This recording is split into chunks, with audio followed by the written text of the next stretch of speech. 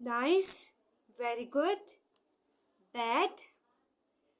बस करो यार। इन वर्ड्स का इस्तेमाल करते हुए आप थकते नहीं हो, बोर नहीं होते हो। फ्लुएंट स्पीकर ये सिंपल बेसिक वर्ड्स का इस्तेमाल नहीं करते, इसकी जगह स्मार्ट ऑल्टरनेटिव का इस्तेमाल करते हैं। आज के इस पॉडकास्ट में मैं आपको 10 ऐसे कॉमन वर्ड्स के स्मार्ट ऑल्टरनेटिव बताऊंगी जिसका यूज़ करके आप instantly fluent without any grammar का डर और एक्सेंट का डर सीखोगे और उसको बोल सकोगे और ज़्यादा स्मार्ट लगोगे। चलिए शुरू करते हैं।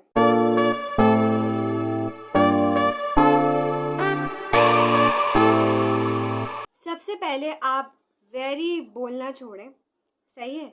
सबसे पहला हम लोग यही सीखेंगे कि आप वेरी गुड की जगह बोल सकते हो एक्सीलेंट या अमेजिंग। फॉर एग्जाम्पल हम बोलते रहते हैं ना, you did a good job, इसकी जगह आप बोल सकते हो यू डिड एन अमेजिंग और एक्सीलेंट जॉब। दूसरा, आप नाइस की जगह बोल सकते हो लवली या charming. For example, Komal is a nice person और कोमल इज़ अ लवली पर्सन। आप वेरी बैड की जगह टेरिबल या ऑफुल भी बोल सकते हो, इसका मतलब होता है बहुत बुरा या बहुत ही ख़राब। For example, that's a very bad idea, ये एक सेंटेंस है, आप इसकी जगह क्या बोल सकते हो, दैट्स अ टेरिबल आइडिया। अच्छा, पिछले जितने मैंने सेंटेंस बनाए पहले मैंने सिंपल ही बोला है, उसके बाद उसका ऑल्टरनेटिव बोला है, तो आप ये नहीं समझना कि ये ऑल्टरनेटिव बता रही हैं बट इन्होंने तो वही वर्ड यूज़ किया है। तो पहले मैं सिंपल बता रही हूँ, उसके बाद उसका ऑल्टरनेटिव बता रही हूँ। ओके, इसी तरीके से आप हैप्पी की जगह बोल सकते हो डिलाइटेड या ओवरजॉय। जैसे सिंपल सेंटेंस है, I am happy to see you. अब हैप्पी की जगह मैं जो मैंने आपको बताया ऑल्टरनेटिव, आप वो यूज़ कर सकते हो। वो ये है कि I am delighted to see you. इसी तरीके से आप अक्सर यूज़ करते हो सैड। मैं खुशी खुशी बोल रही हूँ जबकि ऐसे नहीं बोलना चाहिए, सैड। तो इसकी जगह आप बोल सकते हो हार्ट ब्रोकन, डिप्रेस। ये सारे आप स्मार्ट ऑल्टरनेटिव यूज़ कर सकते हो। फॉर एग्जाम्पल, अब सिंपल सेंटेंस है ही इज़ सैड, अब आप कैसे इसका ऑल्टरनेटिव बना सकते हो।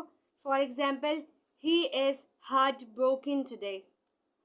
इसी तरीके से आप एंग्री की जगह यूज़ कर सकते हो फ्यूरियस या मैड। अब सिंपल सेंटेंस है शी इज़ एंग्री, अब आप इसका ऑल्टरनेटिव कैसे बना सकते हो, शी इज़ रियली फ्यूरियस। ऐसे ही आप बिग की जगह इस्तेमाल कर सकते हो ह्यूज, मैसिव या एनॉर्मस। फॉर एग्जाम्पल, अब सिंपल सेंटेंस है it's a big house, but आप इसका ऑल्टरनेटिव क्या बना सकते हो, इट्स अ मैसिव हाउस। ऐसे ही आप बोलते हो स्मॉल, बट आप इसकी जगह बोल सकते हो टाइनी या फिर कॉम्पैक्ट। इस तरीके के आप ऑल्टरनेटिव इस्तेमाल कर सकते हो।